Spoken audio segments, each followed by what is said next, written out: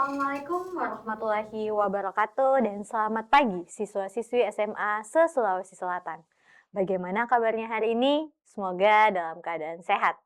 Teruntuk Bapak Ibu Guru Pendamping, saya ucapkan terima kasih karena telah mendampingi siswa-siswi kita untuk belajar hari ini.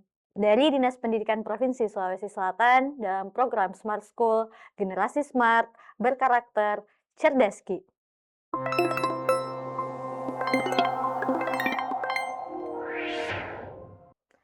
Halo adik-adik, kembali lagi bersama saya, Kak Aisyah, di persiapan TKA Kimia. Jadi, hari ini itu kita akan khusus untuk membahas mengenai materi kimia ya. Nah, ini akan melanjutkan materi dari materi sebelum-sebelumnya. Hari ini kita akan membahas mengenai stoikiometri. Nah, jadi teman-teman atau adik-adik pasti sudah sering ya mendengar kata stoikiometri ini. Jadi, apa sih sebenarnya stoikiometri itu?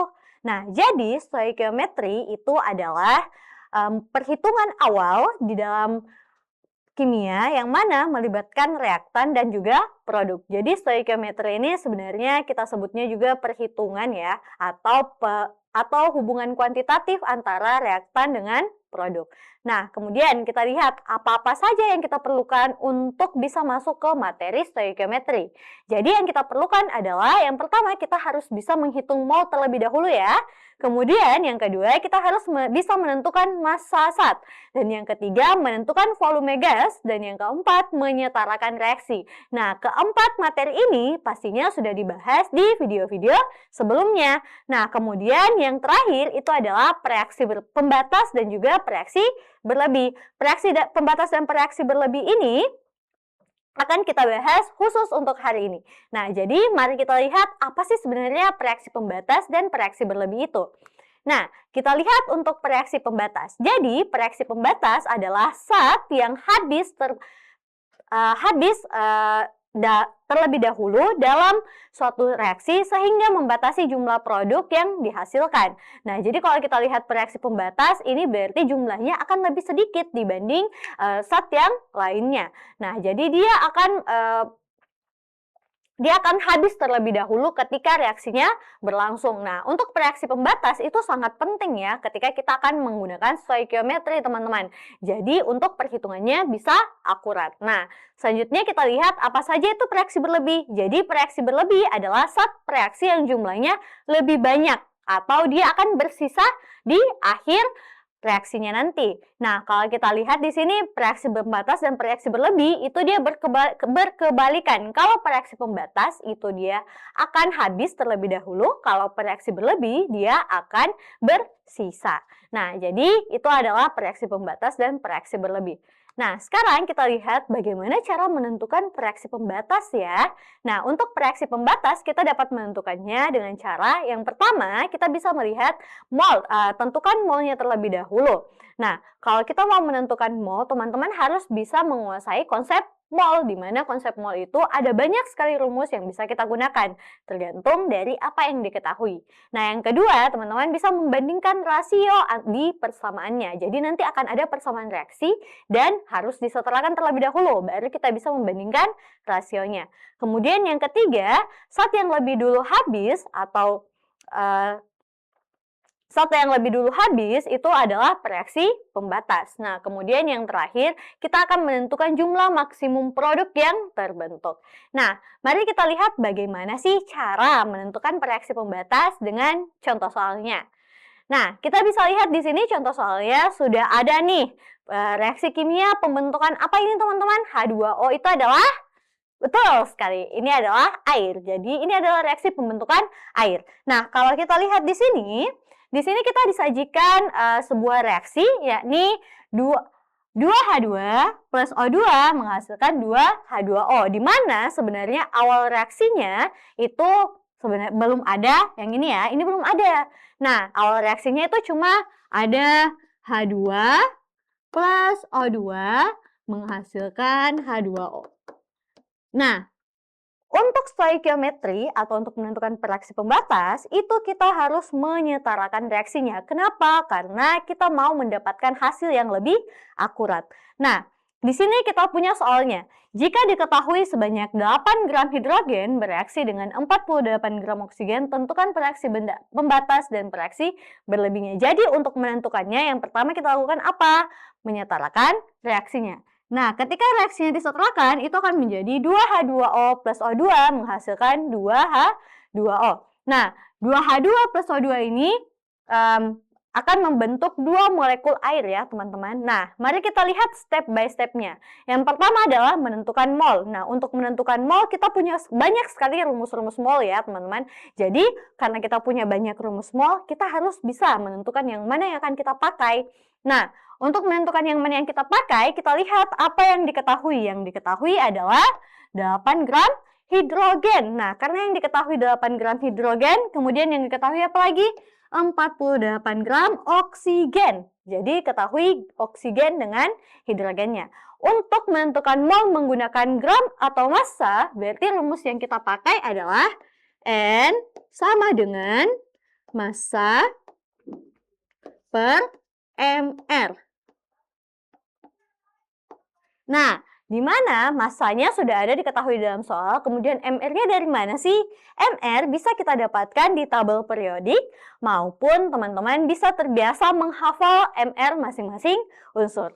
Untuk H2 sendiri, untuk hidrogen sendiri, dia memiliki AR itu adalah 1, karena dia 2 molekul, berarti kita 2 unsur, berarti kita sebutnya adalah karena dia adalah 2 atom, berarti kita sebutnya dia molekul H2O. Di mana molekul H2O ini kita pakainya MR. Berarti kita pakai MR-nya adalah 1 dikali 2. Kemudian untuk O2 itu sendiri, dia AR-nya adalah 16. Karena dia ada 2, berarti kita kali 2. Berarti jadinya 32.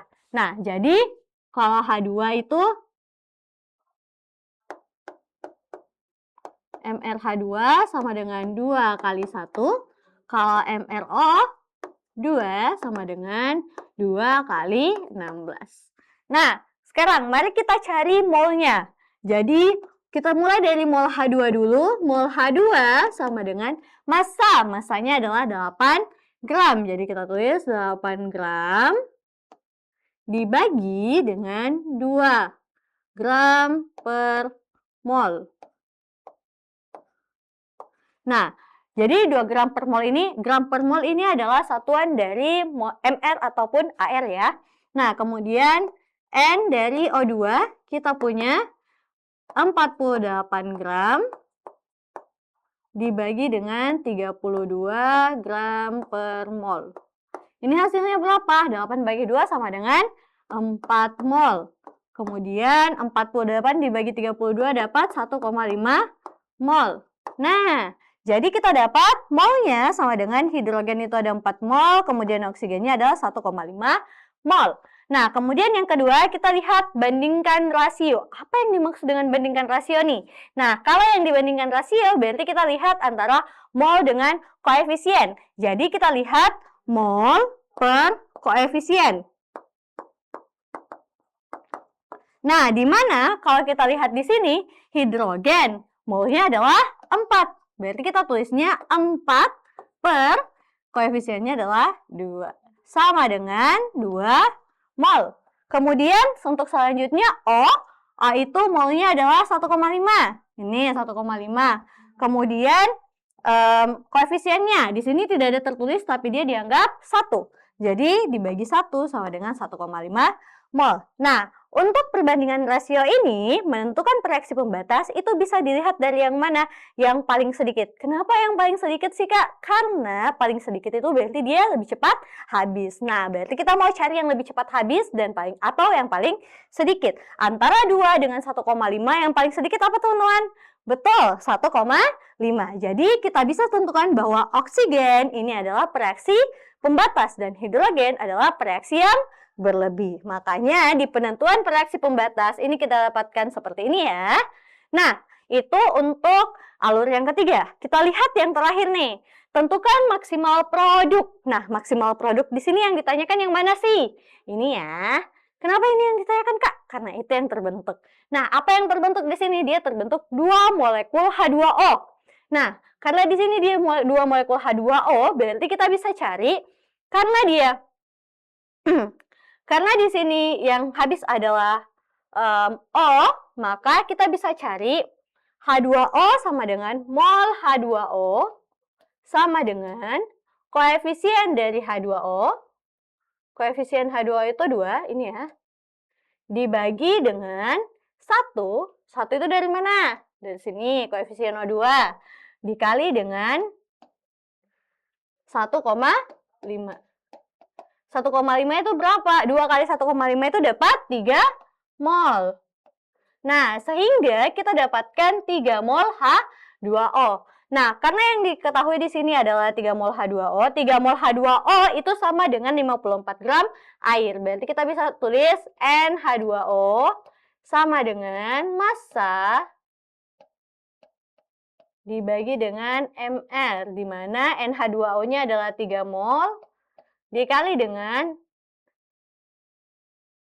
sama dengan massanya, massa yang ditanyakan, dibagi dengan mR H2O. H2O mR-nya adalah 18. Nah, berarti 18 kali 3 dapat massanya sama dengan 54 gram. Oke, kita dapat 54 gram. Nah, itu untuk penentuan reaksi pembatas. Jadi kita sudah bisa menentukan yang mana sih reaksi pembatasnya dari alur ini ya. Oke, mari kita lihat alur stoikiometrinya. Nah, kita lihat di sini alur kerja stoikiometri itu ada 5, teman-teman. Nah, yang pertama itu ada tulis dan setarakan reaksi. Tulis dan setarakan persamaan reaksi. Jadi, persamaan reaksinya itu harus terlebih dahulu disetarakan ya. Kemudian yang kedua adalah ubah semua satuan menjadi mol. Kenapa? Karena dalam stoikiometri itu kita akan menggunakan mol. Nah, kemudian yang ketiga, tentukan reaksi pembatas. Dan yang keempat, gunakan perbandingan koefisien untuk mengetahui mol yang ditanyakan. Dan yang terakhir adalah ubah mol hasil perhitungan ke satuan yang ditanyakan. Nah, itu untuk alur kerjanya. Jadi, mari kita lihat dengan contoh soal ya. Nah, di sini kita punya soal sebanyak 28 gram gas nitrogen itu direaksikan dengan 12 gram gas hidrogen atau H2. Nah, untuk hal ini, alur pertamanya apa tadi? Ya, betul, kita tulis dulu persamaan kimianya. Nah, kalau kita tulis persamaan kimianya, itu akan menjadi seperti ini ya. N2 plus H2 itu akan menghasilkan NH3. Jadi, nitrogen plus gas hidrogen itu akan menghasilkan gas amoniak. Betul sekali. Nah, jadi kita punya persamaan seperti ini. Kemudian setelah ada persamaannya, kita apakan? Kita setarakan. Nah, untuk menyetarakan, kita lihat di sebelah kiri itu ada N2. Sebelah kanan dia N-nya cuma 1. Supaya setara, berarti yang kurang kita tambahkan. Berarti yang sebelah kanan kita tambahkan 2. Kenapa ditambahkan 2? Karena 2 kali 1 sama dengan 2. Kalau dia di situ yang dibutuhkan adalah 4, berarti kita tulisnya 4. Nah, karena di sini kita lihat H-nya. Nah, H sebelah kiri itu 2, sebelah kanan itu 2 dikali 3. Ini ya, 2 dikali 3. Jadi 2 kali 3 sama dengan berapa, teman-teman? 6. Sebelah kiri cuma 2. Supaya jadi 6, berarti 2 dikali berapa supaya dapat 6? 3. Nah, sehingga nantinya itu kita akan dapatkan seperti ini ya. Nah, ini adalah persamaan reaksi kimia yang sudah setara. Selanjutnya apa? Kita akan pakai yang namanya mula-mula, bereaksi, dan juga sisa. Nah, untuk memakai yang ini, kita perlu mol. Nah, bagaimana caranya? Kita ubah semua satuan yang ada menjadi mol. Satuan apa saja sih yang ada? Ini ada gramnya ya, teman-teman. Di sini dengan di sini. Nah, jadi kita ubah satuan itu menjadi mol. Nah, berarti karena dia pakai gram, lagi-lagi kita pakai rumus. Mol sama dengan massa per mR. Di mana massanya sudah ada. Nitrogen, AR-nya adalah 14. Nah, kalau dia 2 atom, berarti 14 dikali 2 sama dengan 28. Kemudian H, tadi sudah kita ketahui dia AR-nya adalah 1. Sehingga kita bisa cari N2 N2 sama dengan masanya adalah 28 gram. 28 gram dibagi dengan 28 gram per mol. Nah, kemudian N dari H2 sama dengan 12 gram dibagi dengan 2 gram per mol. Nah, kalau kita lihat di sini 28 dibagi 28 sama dengan 1 mol. Kemudian 12 dibagi 2 sama dengan 6 mol. Nah, kita sudah dapatkan mol awalnya. Jadi kita bisa tulis di mula-mulanya. Itu di sini ada 1 mol. Kemudian di sini ada 6 mol. Nah, kemudian apa lagi yang harus kita lakukan? Kita sudah ubah satuannya nih. Yang ketiga, kita harus menentukan reaksi pembatas. Reaksi pembatas dilihat dari mana? Dari yang paling sedikit. Kalau dari yang paling sedikit, kita bandingkan dengan rasio atau dengan koefisiennya. Kita lihat di sini, kalau dia N2 itu sama dengan 1/1. Di sini dianggap 1 ya. Sama dengan 1 mol. Kalau dia H2, berarti H2 sama dengan 6/3 sama dengan 2 mol. Nah, yang paling sedikit nih, yang paling sedikit adalah 1 mol. Sehingga reaksi pembatasnya adalah N2. Karena reaksi pembatasnya N2, berarti yang bereaksi itu adalah 1 mol. Jadi kita tulis di sini 1 mol.